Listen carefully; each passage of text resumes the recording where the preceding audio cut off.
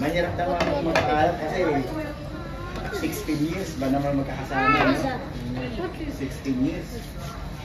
Parang dati, patago-tago pa to dati, nakasama sa Kuya Mario eh. Laging kinukuha ng akin niya, pero nung napalipat, naging full time na siya sa church na nakasama na lang yung matulog doon. Pero napakabuti talaga ng Panginoon kasi yung puso nito grabe. Hindi mo na mamamalayan nung umuwi ang Kuya Mario, yung makakwento ko sa inyo na yung pangangailangan ng church doon, kahit yung mga speaker, mga mics, pinapadala na doon.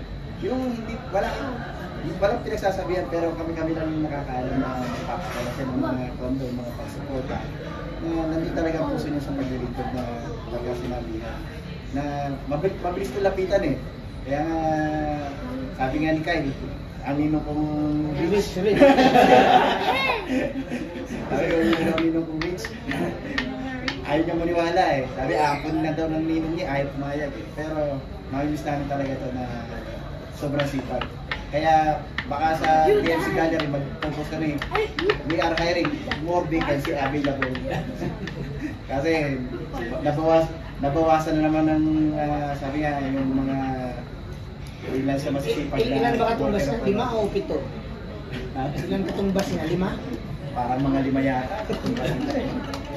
Kasi alas 5 pa lang mag-message yan, araw-araw walang mintes. Good morning, Bes. Kaso matagal mag-reply uli. Pero napakabuti lang kasi andun yung makikita natin yung pagkilos ng Panginoon na grabe yung dedication. Kaya kung saan, hindi man yung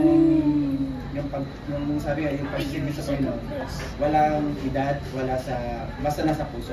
Sama kayo makarating, kaya sabi ko, ang payo ko lang sa Ibes, kasi ang Panginoon natin, yung tito, payo ko lang sa Ibiza. Sabi nga, malimit ang mga pastor natin, ano man ang, saan man tayo naroon, saan man tayo napunta, ano man ang hawakan natin, kaya i-bless ng Panginoon.